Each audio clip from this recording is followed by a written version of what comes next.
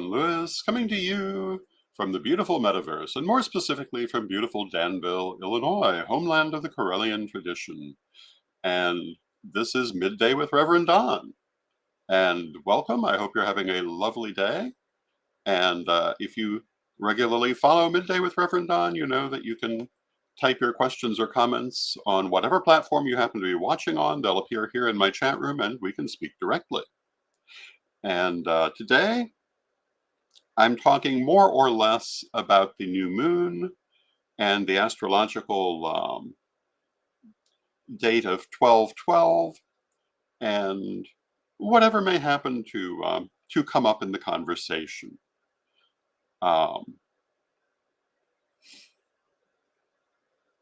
New moon, of course, is a time to depending on what you need to do. It can be a time to focus in the dark moon.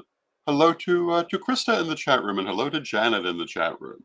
It's good to see you both. Can be a good time to work on releasing things. It's also a good time to work on manifesting things with the waxing moon, which begins now.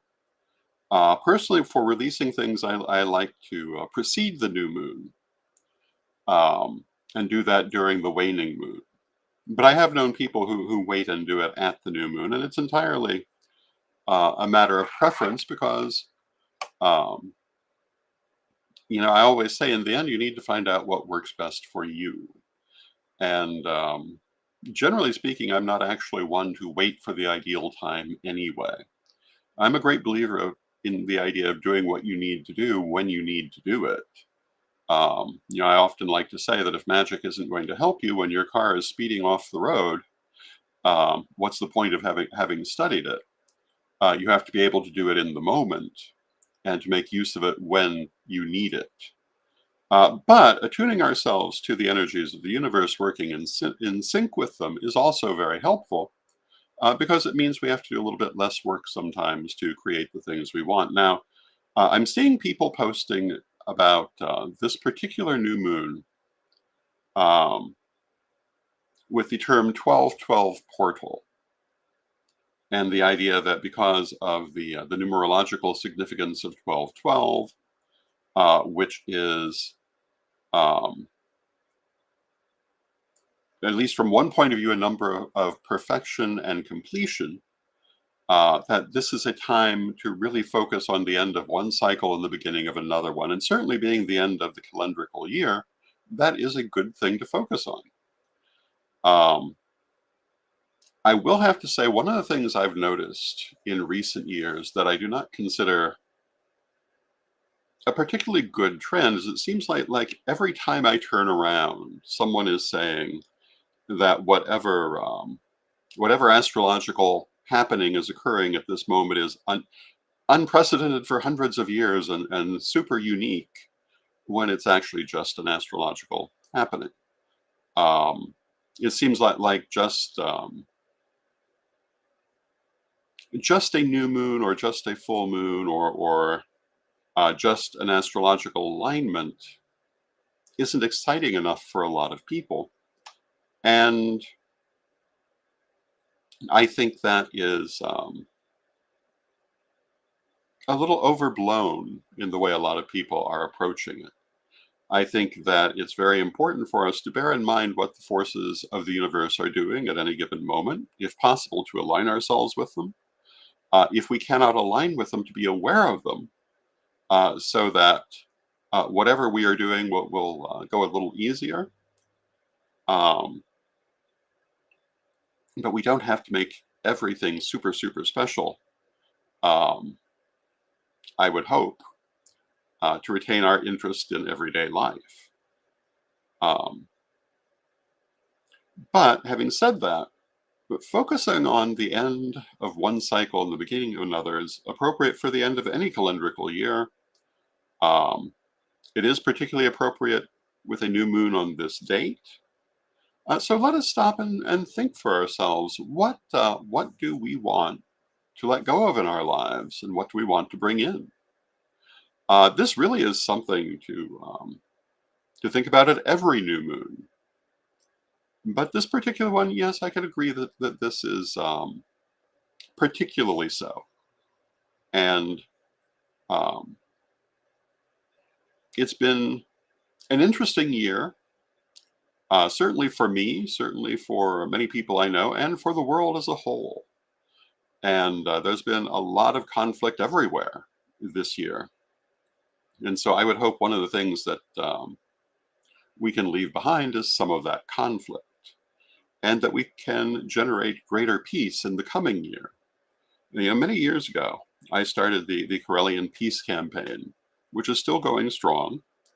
Um, and we have many wonderful peace warriors like the Reverend Sir Rolando Comon, otherwise known as Apu Adman Agama, who are constantly working to increase the energies of peace in the world. And it seems to me, as we look at the major conflicts going on in the world today, that this is a good thing to focus on at this time. Um, but that also brings us back to the question of what is peace.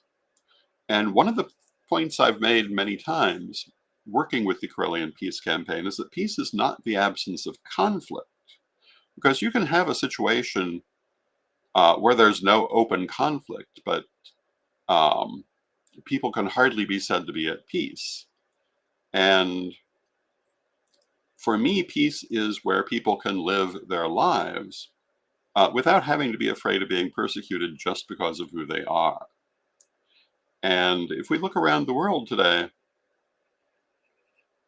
and granted, at most times in history, but if we look around the world today, there's a lot of situations where um, there may be a physically peaceful situation, but people who are not the right people are not able to live their lives.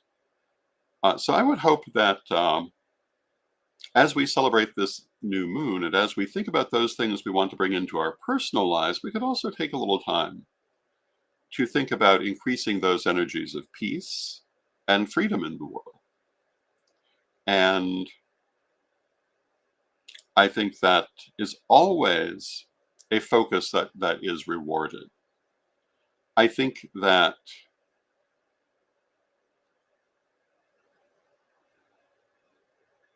we all have our issues that we want to see increase in the coming year.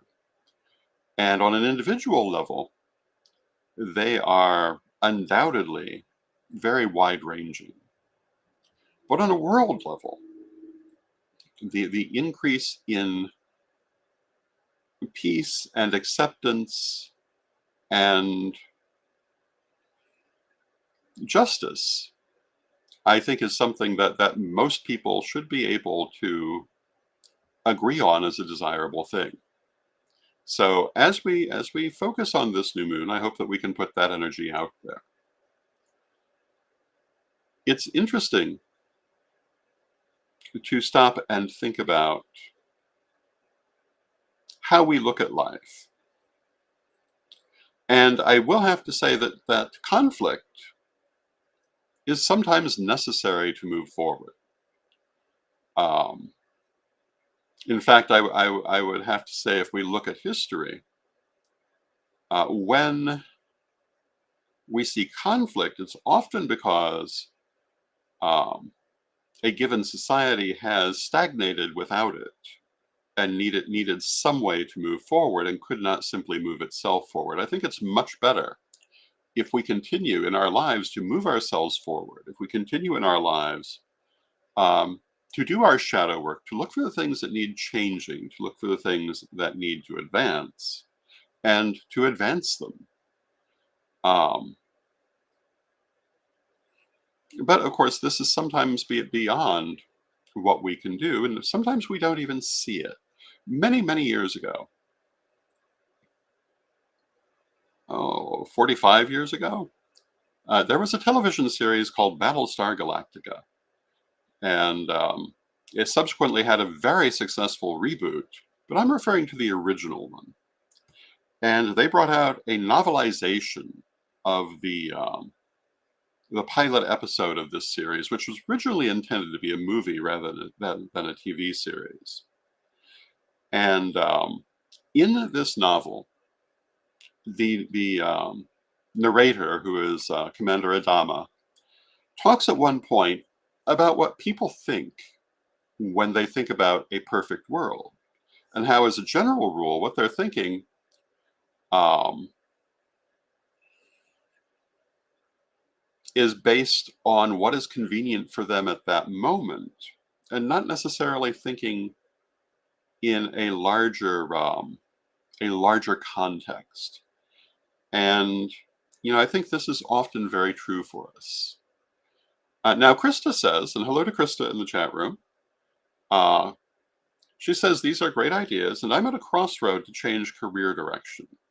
I'm recovering from eye surgery and focus now a lot on getting my full sight back.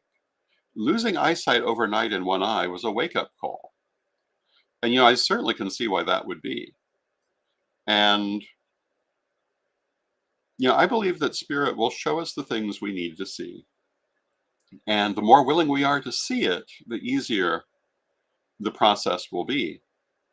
But sometimes something like losing sight in one eye can really change how we look at everything. It can actually give us greater focus. Or other things that may happen that might not at first um, seem to be good, but will be revolutionary in terms of helping us with our lives. One of the things I experienced many years ago, I severely injured my back. And this was absolutely catastrophic in my life.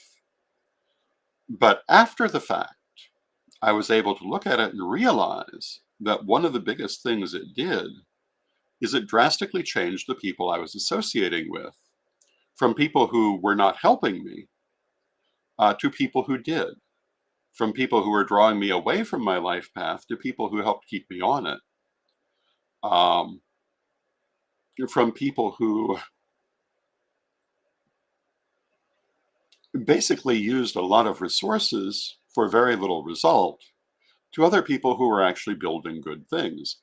Um, in its way, it was a great blessing for me, and also reestablished me very firmly on the path that I have always followed. And hello to Michael in the chat room. It's good to see you, Michael.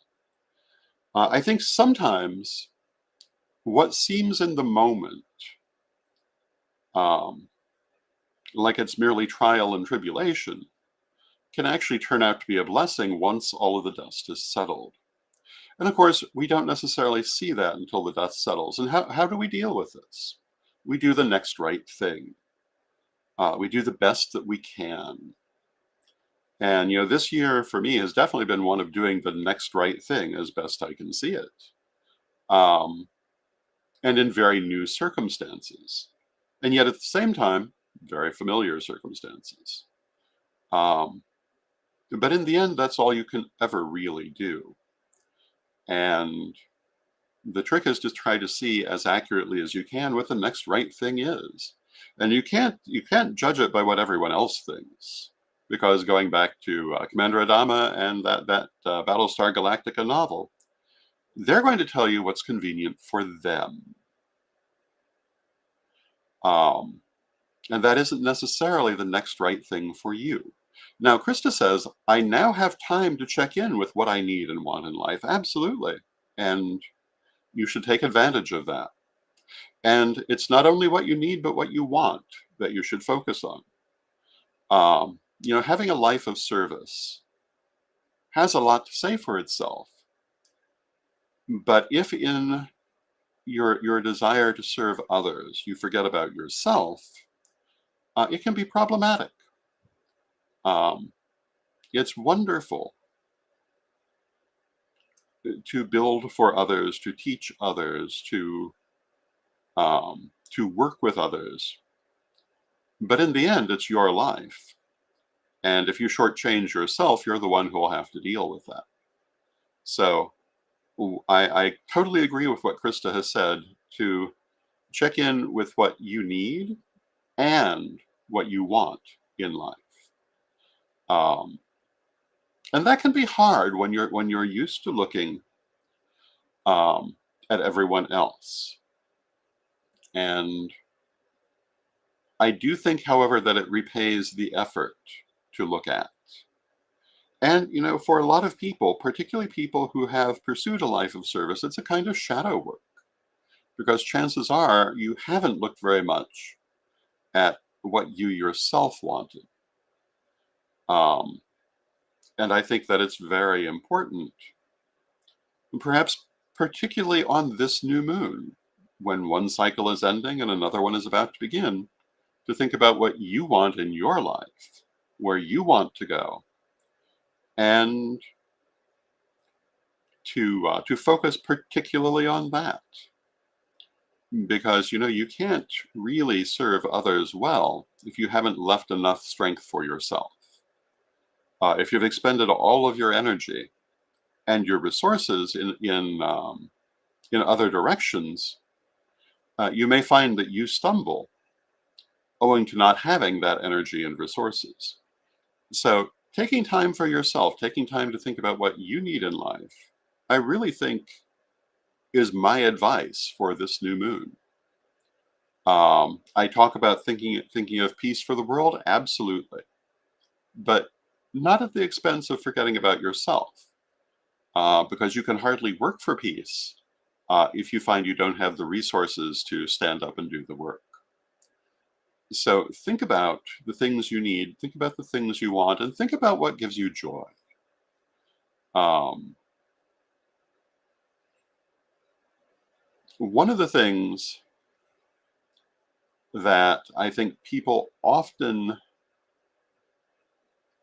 well, in fact, it's almost a cultural trope. The person who spends their life working and they love their work and they put their energy into their work and then they retire and find out that there's nothing really there of them, that they were so busy doing that work that now that they're on their own, they have to find out who they are because they have totally not paid attention to that.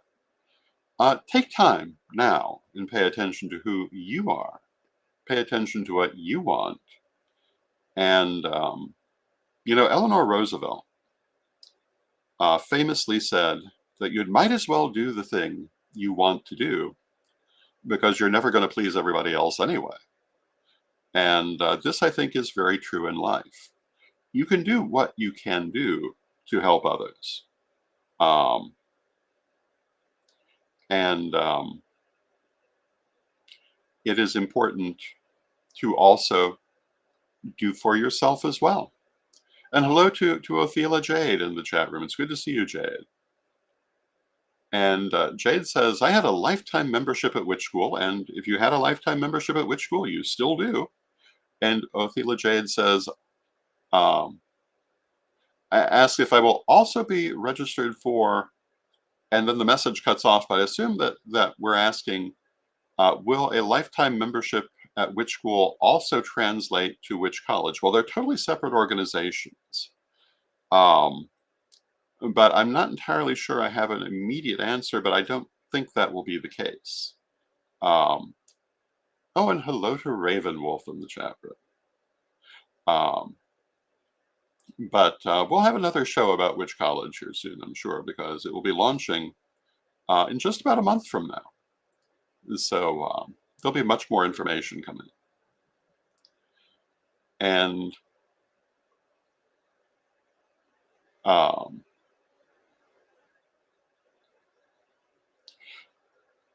and Ravenwolf has a challenge for me. Well, that will be interesting. But lots of interesting things are coming. Psychic Academy is moving along, and we have nearly completed the Psychic 101 course for its first offering. And of course, it will be then offered again in the spring. And lots of activities taking place. And, it's always worth saying that, if you want to get something done, you talk to the people who are busiest because they're obviously the ones who can get things done. Um, this year started with me retiring, and I don't know that I've ever been busier. than I am in my retired state.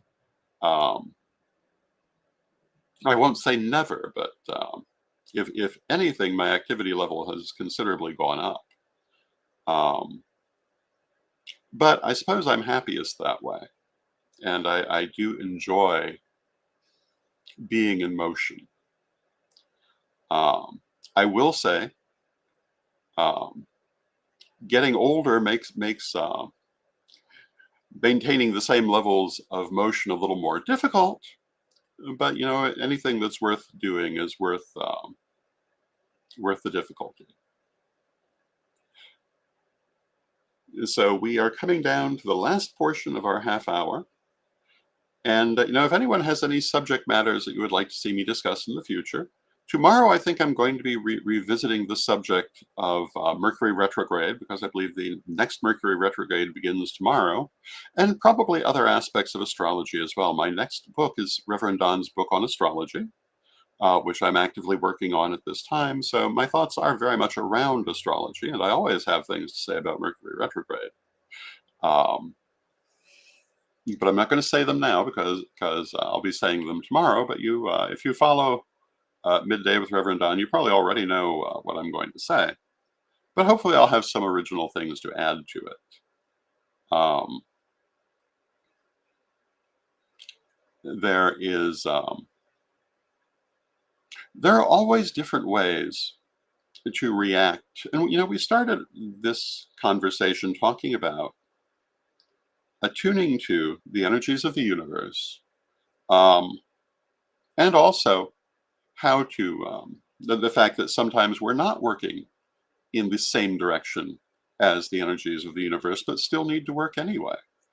And I want to say there are two ways to approach attuning to the energies of the universe. One of them is practical, and the other is superstitious. And I always come down on the side of practicality. It's very important to bear in mind what's happening astrologically, uh, in terms of the psychic tide, etc. But the idea that you can only do what direction the universe is already moving in is simply not true. Whatever you need to do can always be done. Sometimes you may have to look at it and make adjustments to move in that direction, um, because you may be moving against the general energy of the universe, but it can always be done. And, as I said earlier, if your magic isn't going to help you, if you're caught in an ice storm and your car is speeding off the roadway, then you need to study more magic, because it's at moments like that when you most need it. If your magic isn't going to help you when your heart is exploding in the middle of your chest, you need to study more magic, or should have studied more magic. Um, if your magic isn't going to help you in any particular moment of emergency you might encounter, no matter what's happening astrologically, no matter anything else, then it's not much use to you, because it's in those moments that it's needed. And so, my message to people is that yes, we want to align to the energies of the universe, absolutely. But we are not slaves to them. And sometimes we must move in differing directions. And we must always be prepared to do that.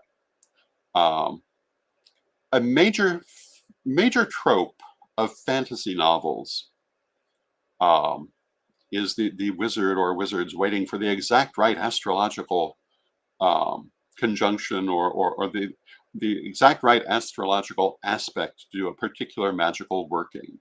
And there are magical schools of thought that do exactly that. But if you think about it, that renders what they're doing a very limited proportion in terms of its usefulness.